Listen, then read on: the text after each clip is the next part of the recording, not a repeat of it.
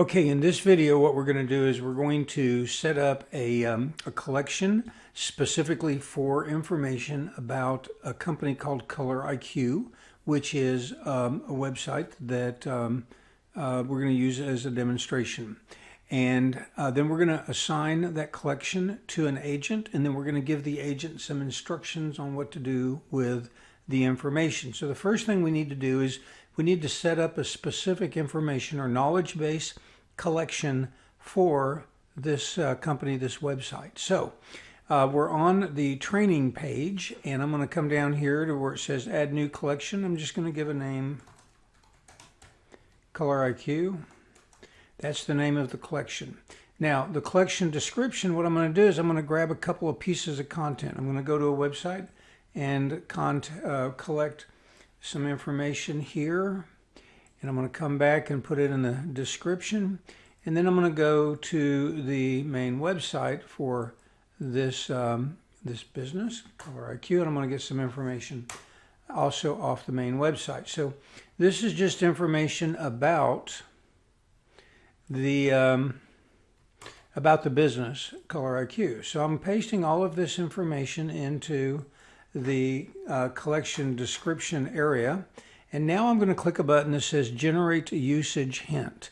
So what we're doing is we're actually getting ChatGPT to evaluate the information that I just pasted in and develop what's called a hint, which will be used by the agents when they're looking for information, basically saying what's in this, this database that we are creating. So I'm going to go ahead and create the collection. Now the collection is saved. And so over on the right hand side of the training page, I'm now going to choose the Color IQ collection, and I'm going to set that as the active collection. So now it's set as the active collection. Then I'm going to come down to where it says crawl website or single page. I'm going to come over and I'm just going to grab the address of Color IQ, and we're going to come here and we're going to paste it in. And this is a pretty decent sized website, so I'm just going to say go ahead and crawl all 20, our maximum number of pages, which is 25. So I'm going to click crawl website, and it gives us a little message at the top that says crawling the website. This may take a moment, so we're going to wait a minute, and I'm just going to pause while the crawling continues. Now, while it's continuing in the background, I guess I can actually tell you something. If you look further down, we have a table of knowledge base items, and you'll see that there are different collections mentioned. We have collections for A/B choice and forms and email templates, and there's a collection called onboarding. These are all default collections and default assets, which are things like forms and email templates that are automatically created for you. So it said 21 pages found, and now you'll see that suddenly as the page refreshes, Color IQ, the collection we set up, is displayed, and a lot of content, a lot of pages, many pages of content. Now, what will often happen is one page of content might generate 3 or 4 knowledge base items, okay? And if I click on, say for example, edit here for this Contact Us page, you'll see that the information that was on the Contact Us page has been scraped, gathered, crawled, collected, and put into a knowledge base folder called a knowledge base item. And so now we have done 2 things. We have set up a collection called Color IQ. We have chosen or selected the collection. We have crawled the website. Now we're going to come up here and we're going to go to the Agents tab, and we have one agent called Default Agent. And now you can rename the agent, so I'm going to come down here and just rename the agent to, let's see, she calls her agent, I'm just going to call it Julie, Agent Julie. Okay, so I'm renaming the agent. And now up here you'll see the agent's name is Agent Julie. Now we're going to come over and I'm going to show you these actions. First, we can choose different models. We're going to keep it with the ChatGPT 5 model. So now we're going to come over to collections, and we're going to add the Color IQ collection as a collection that this agent has access to. So you can create a variety of different knowledge bases for different things: sales, support, internal operations, and different agents can be assigned to different knowledge bases. Okay, now we're going to come over and we're going to configure the agent. We're going to tell the agent some basic things. Your name is Agent Julie. Your primary purpose is to help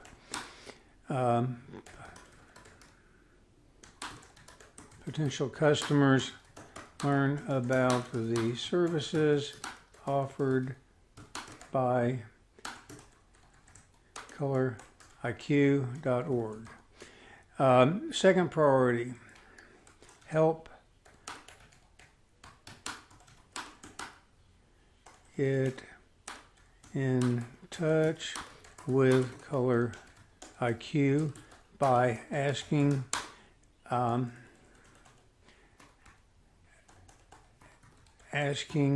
the following question after answering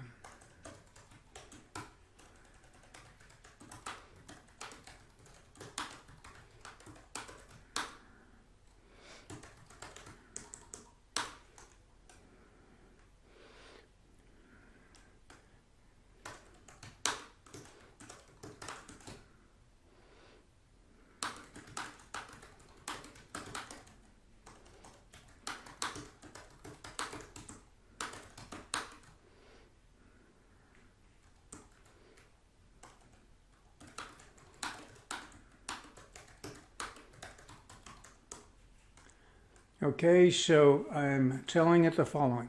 Help people get in touch with Color IQ by asking the following question after answering any questions asked by the visitor. Type "contact me" and I will send you a contact form, then someone will get in touch shortly.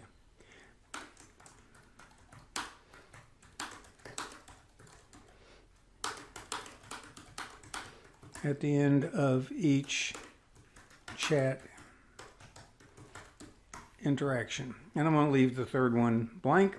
Now we can change the point of view, the voice, the tone, the style. You can go in and play with all of these things, but they're just settings that can customize the agent and how it interacts with people. So I'm going to go ahead and save the configuration.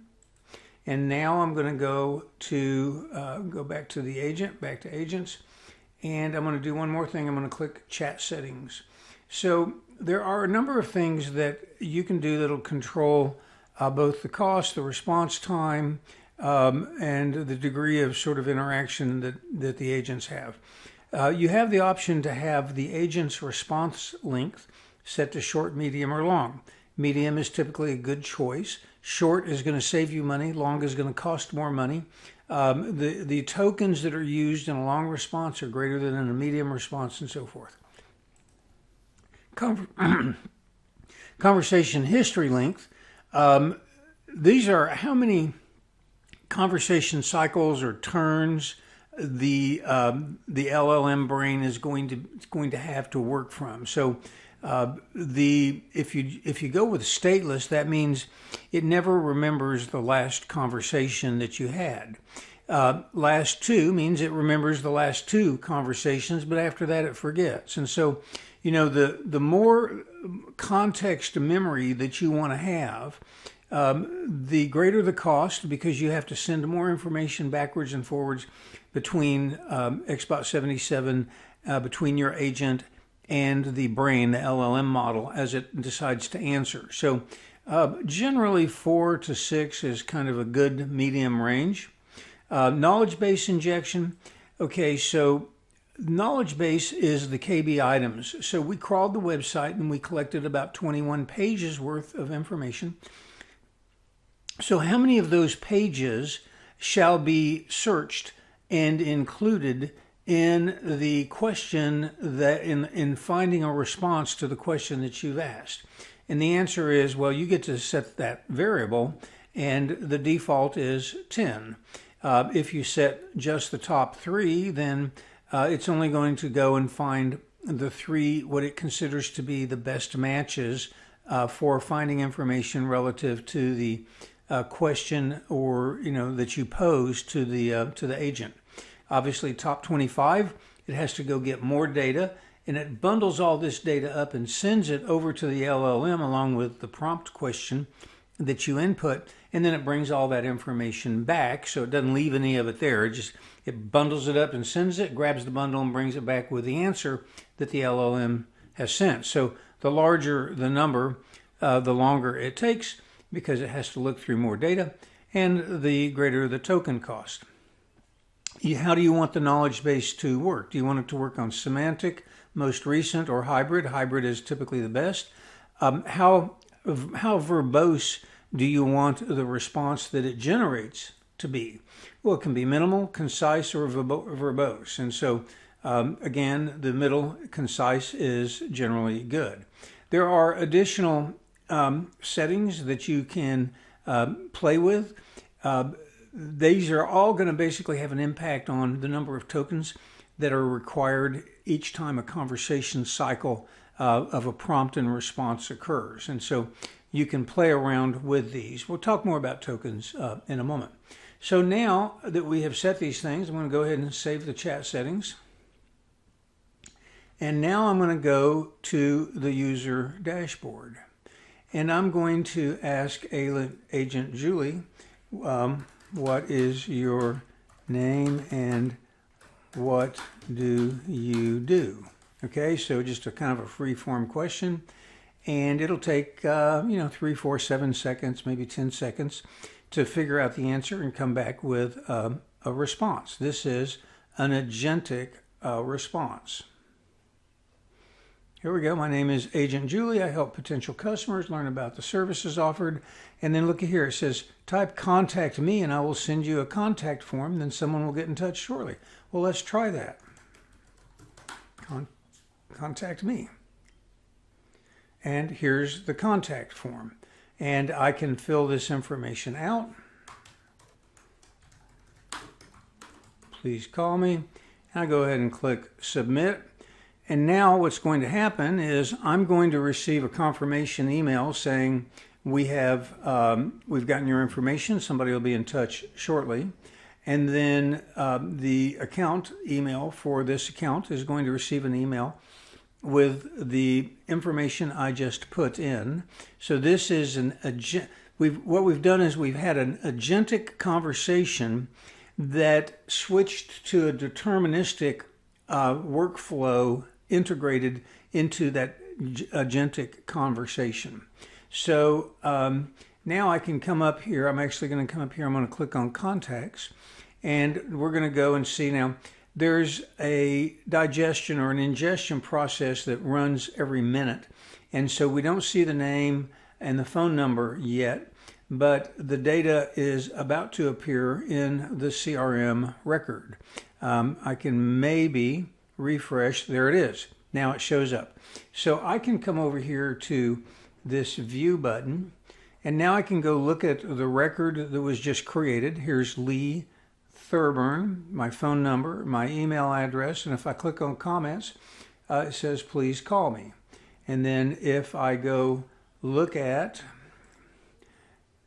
the email that was set up for this account, and here is the email that was sent. Now this email is completely customizable, but it has the information, Lee Thurburn with Apricot Rocket, phone number, message, please call me.